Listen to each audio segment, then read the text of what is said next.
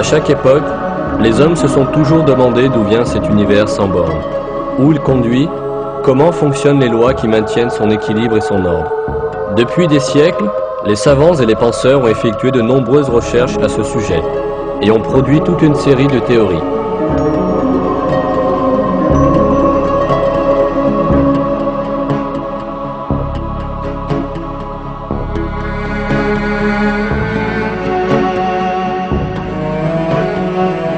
L'idée dominante au XIXe siècle était que l'univers était un ensemble de matière de taille infinie, qui existait depuis l'éternité et qui continuerait toujours à exister.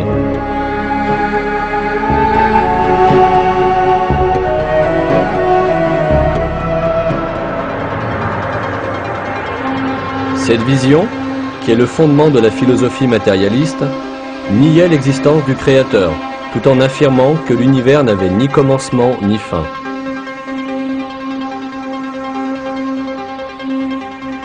Le matérialisme est un système de pensée qui considère la matière comme le seul être absolu, et pour lequel rien d'autre n'existe que la matière. Ce système de pensée, qui a son origine dans l'Antiquité grecque et qui s'est de plus en plus répandu au XIXe siècle, est devenu célèbre sous la forme du matérialisme dialectique de Karl Marx. Les matérialistes considéraient le modèle de l'univers infini comme le principal appui de leurs philosophies athées. Par exemple, dans son livre « Principes fondamentaux de philosophie », le matérialiste Georges Politzer affirmait que l'univers n'était pas un objet créé, ajoutant que, s'il avait été créé, il aurait dû être créé par Dieu instantanément et à partir du néant. Lorsque Politzer affirmait que l'univers n'avait pas été créé du néant, il s'appuyait sur le modèle statique de l'univers en cours au XIXe siècle. Il pensait faire une affirmation scientifique. Cependant, les progrès de la science et de la technologie au XXe siècle ont finalement démoli cette idée primitive qu'on appelle le matérialisme. On a découvert que l'univers n'est pas constant comme le supposaient les matérialistes, mais qu'au contraire, il est en expansion. On a prouvé également, par l'observation et le calcul, que l'univers a eu un commencement et qu'il a été créé à partir du néant avec une grande explosion. Aujourd'hui, ces faits sont reconnus par tout le monde scientifique. Et la découverte de ces faits, très importants, a été rendue possible par des observations et des conclusions révolutionnaires.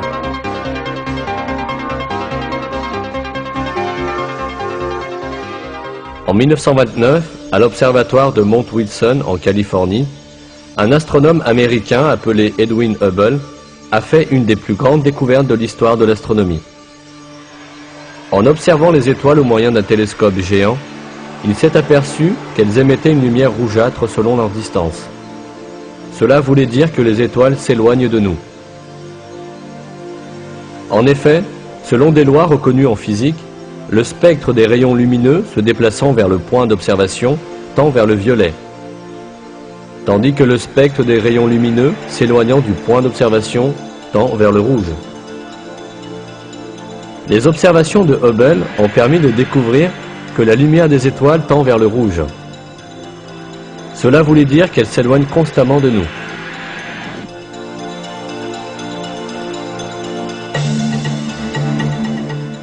Peu après, Hubble fit une autre découverte capitale.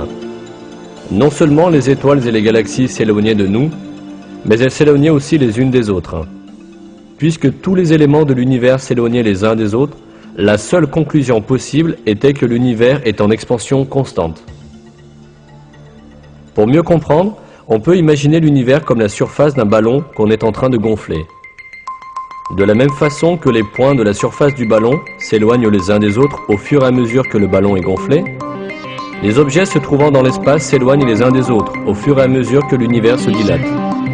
En fait, ceci avait été découvert en théorie plus tôt encore. Albert Einstein, qui est considéré comme le plus grand savant du XXe siècle, avait conclu, après des calculs de physique théorique, que l'univers ne pouvait pas être statique. Cependant, il avait mis de côté sa découverte, tout simplement pour ne pas s'opposer au modèle statique de l'univers qui était généralement admis à son époque.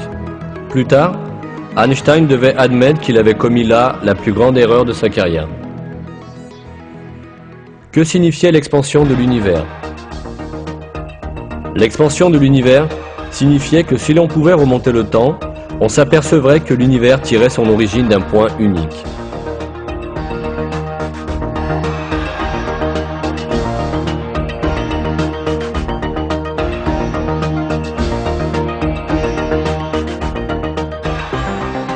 Les calculs montrèrent que ce point unique qui renfermait toute la matière de l'univers devait avoir un volume zéro et une densité infinie. L'univers avait été suscité par l'explosion de ce point unique de volume zéro. Cette grande explosion, qui marquait le commencement de l'univers, fut appelée le Big Bang, et la théorie prit également ce nom.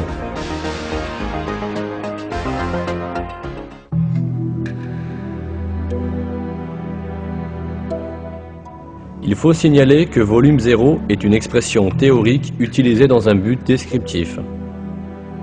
La science ne peut définir le concept de néant, qui dépasse les limites de la compréhension humaine, qu'en l'exprimant en tant que point de volume zéro. En réalité, un point de volume zéro signifie le néant. Ainsi, l'univers est apparu à partir du néant. Autrement dit, il a été créé. Ce fait, découvert seulement au XXe siècle par la physique moderne, a été affirmé par le Coran il y a 14 siècles. Lui, qui est à l'origine des cieux et de la terre.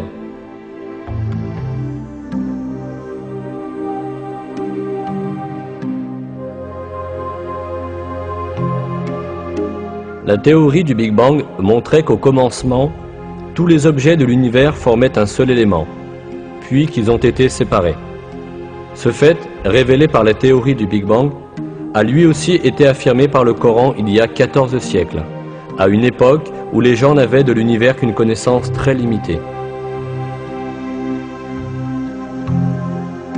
Ceux qui ont mécru n'ont-ils pas vu que les cieux et la terre formaient une masse compacte, puis que nous les avons séparés?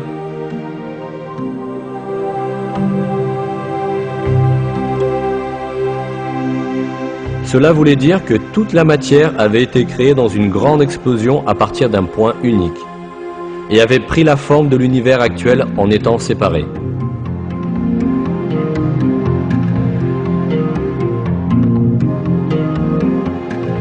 L'expansion de l'univers est l'une des principales preuves que l'univers a été créé à partir du néant. Ce fait n'a été découvert par la science qu'au XXe siècle. Mais Allah nous a informés de cette réalité dans le Coran, révélé il y a 1400 ans. Le ciel, nous l'avons construit par notre puissance, et nous l'élargissons constamment.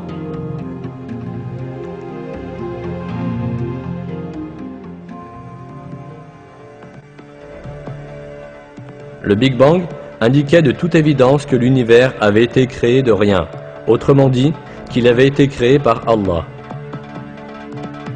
Pour cette raison, les astronomes attachés à la philosophie matérialiste ont continué à refuser le Big Bang et à affirmer l'idée de l'univers infini. La raison de cet effort apparaît dans les paroles d'Arthur Eddington, célèbre physicien matérialiste, qui a dit « Philosophiquement, la notion d'un commencement abrupt de l'ordre actuel de la nature me répugne. » Un autre matérialiste, l'illustre astronome anglais Sir Fred Hoyle, a été particulièrement dérangé par la théorie du Big Bang. Au milieu du XXe siècle, Hoyle s'est fait le partisan d'une théorie appelée l'état stationnaire, semblable à la notion d'univers constant du XIXe siècle. La théorie de l'état stationnaire avançait que l'univers était à la fois de taille infinie et de durée éternelle. N'ayant pas d'autre but apparent que de soutenir la philosophie matérialiste, cette théorie était à l'opposé de la théorie du Big Bang, qui affirmait que l'univers avait un commencement. Les défenseurs de la théorie de l'état stationnaire se sont longtemps opposés au Big Bang. Cependant, la science avançait contre eux.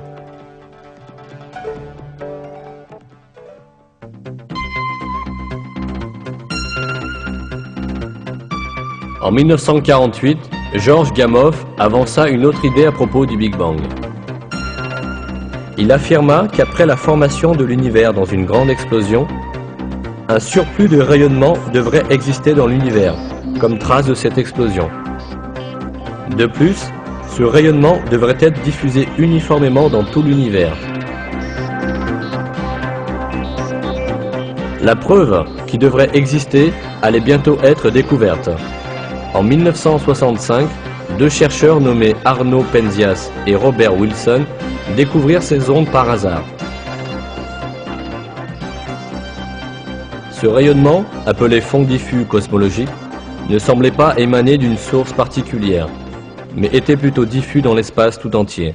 On comprit ainsi que ce rayonnement était resté des étapes initiales du Big Bang.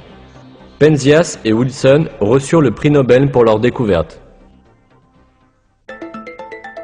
En 1989, la NASA lança dans l'espace le satellite COBE pour effectuer des recherches sur le fond diffus cosmologique.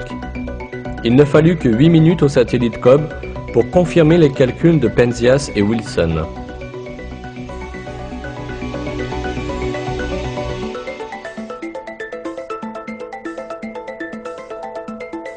Le COBE avait découvert les traces de la grande explosion qui avait eu lieu à l'origine de l'univers. Définie comme la plus grande découverte astronomique de tous les temps, cette découverte apportait la preuve explicite de la théorie du Big Bang.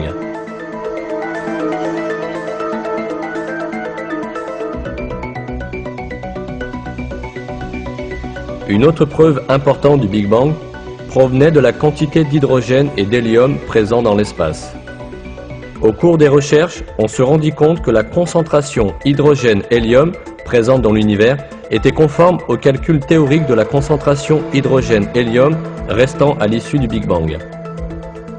Si l'univers n'avait pas de commencement et s'il avait existé de toute éternité, sa composante d'hydrogène aurait déjà été complètement consommée et convertie en hélium.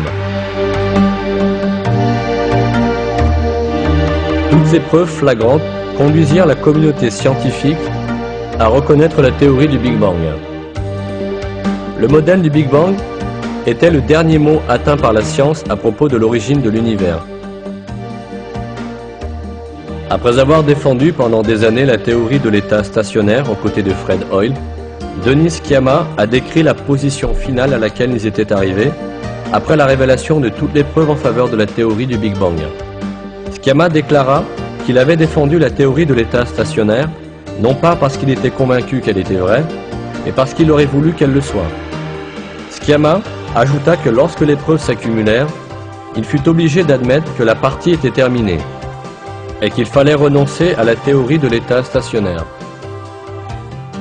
Le professeur George Abel, de l'Université de Californie, reconnaît également la victoire finale du Big Bang, et déclare que les preuves disponibles actuellement montre que l'univers est apparu il y a des milliards d'années à la suite du Big Bang. Il admet qu'il n'a pas d'autre choix que de reconnaître la théorie du Big Bang.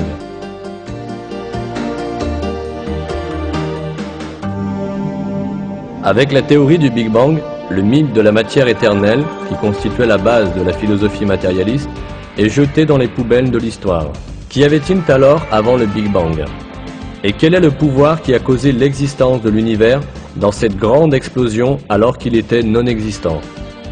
Cette question implique certainement, selon les termes d'Arthur Eddington, le fait philosophiquement répugnant pour les matérialistes de l'existence d'un créateur.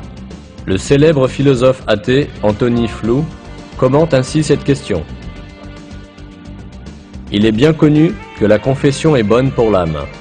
Je commencerai donc par reconnaître que l'athée stratonicien ne peut qu'être embarrassé devant le consensus cosmologique contemporain. Car il semble bien que les cosmologues apportent la preuve scientifique que l'univers a eu un commencement.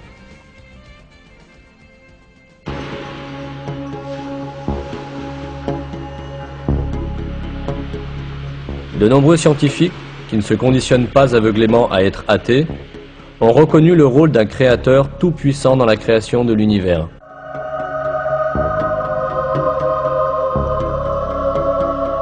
Ce créateur doit être un être qui a créé à la fois le temps et l'espace, mais qui est indépendant du temps et de l'espace.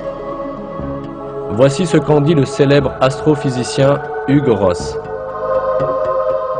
Si le commencement du temps concorde avec le commencement de l'univers, comme l'affirme le théorème de l'espace, alors la cause de l'univers doit être une entité opérant dans une dimension temporelle totalement indépendante et préexistante à la dimension temporelle du cosmos.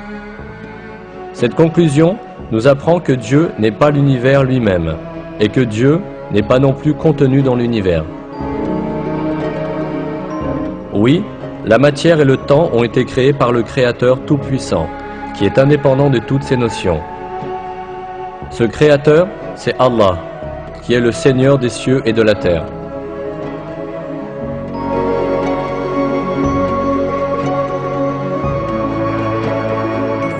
En réalité, le Big Bang a posé beaucoup plus de problèmes aux matérialistes que ne l'admettent les confessions du philosophe athée Anthony Flew. Car le Big Bang prouve non seulement que l'univers a été créé à partir du néant, mais aussi qu'il a été suscité d'une manière très organisée, systématique et contrôlée. Le Big Bang a eu lieu avec l'explosion du point qui contenait toute la matière et toute l'énergie de l'univers, puis sa dispersion dans l'espace dans toutes les directions à une vitesse terrifiante. Cette matière et cette énergie ont donné lieu à un vaste équilibre composé de galaxies, d'étoiles, du Soleil, de la Terre et de tous les autres corps célestes. De plus, des lois, appelées les lois de la physique, sont apparues, des lois qui sont uniformes dans tout l'univers et qui ne changent pas. Ces lois de la physique, qui sont apparues avec le Big Bang, n'ont pas changé du tout sur une période de 15 milliards d'années. Plus encore, ces lois sont fondées sur des calculs si précis que même une variation d'1 millimètre par rapport à leurs valeurs actuelles mènerait à la destruction de toute la structure et la configuration de l'univers. Tout cela indique que le Big Bang a donné lieu à un ordre parfait. Cependant, une explosion ne conduit pas normalement à l'ordre.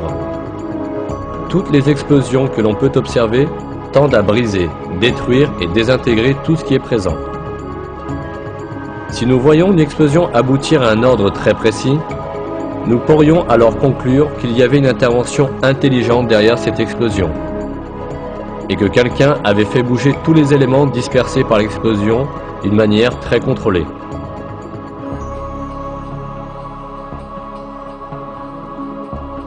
Sir Fred Hoyle, qui dut finir par accepter la théorie du Big Bang après s'y être opposé pendant des années, exprime très bien cette situation. La théorie du Big Bang affirme que l'univers a commencé avec une seule explosion. Pourtant, comme on peut le constater, une explosion ne fait qu'éparpiller la matière, tandis que le Big Bang a mystérieusement produit l'effet inverse, en assemblant la matière sous forme de galaxies. Si une explosion aboutissait à un grand ordre, on ne pourrait pas manquer de reconnaître l'intervention d'un créateur à chaque instant de cette explosion.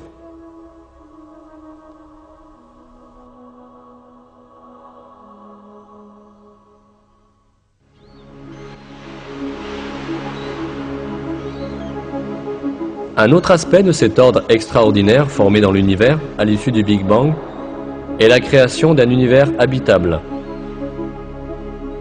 Les conditions nécessaires à la formation d'une planète habitable sont si nombreuses et si complexes qu'il est impossible d'imaginer que cette formation puisse survenir par coïncidence. Paul Davies, un célèbre professeur de physique théorique, a déclaré, après avoir effectué une série de calculs sur le taux d'expansion de l'univers, que ce taux est d'une précision inimaginable. Davies dit « Une mesure attentive place le taux d'expansion très près d'une valeur critique à laquelle l'univers échappera tout juste à sa propre gravité et poursuivra son expansion indéfiniment. Un peu plus lentement et le cosmos s'écroulerait. Un peu plus vite et la matière cosmique se serait depuis longtemps complètement dispersée. Le Big Bang n'était pas, de toute évidence, n'importe quelle explosion. C'était une explosion d'une magnitude fixée avec la plus grande précision. Le professeur Stephen Hawking, illustre physicien, déclare dans son livre « Une brève histoire du temps » que l'univers repose sur des calculs et des équilibres réglés bien plus précisément que nous ne pouvons l'imaginer. Hawking déclare à propos du taux d'expansion de l'univers: si le taux d'expansion, une seconde après le Big Bang, avait été inférieur ne serait-ce que d'un 100 milliards de millionième, l'univers se serait effondré à nouveau bien avant d'atteindre sa taille actuelle. Paul Davies explique également la conséquence inévitable à tirer de ces équilibres et de ces calculs incroyablement précis. Il est difficile de résister à l'impression que la structure actuelle de l'univers, qui paraît si sensible à la moindre modification des chiffres, a été soigneusement élaborée. La conjugaison apparemment miraculeuse de ces valeurs numériques que la nature a assignées à ces constantes fondamentales demeure la preuve la plus éclatante d'une forme d'organisation cosmique. En rapport avec le même fait, un professeur d'astronomie américain, George Greenstein, écrit dans son livre « L'univers symbiotique » : « Lorsque nous examinons toutes ces preuves, nous sommes assaillis par l'idée insistante que cela doit être la marque d'une volonté surnaturelle. »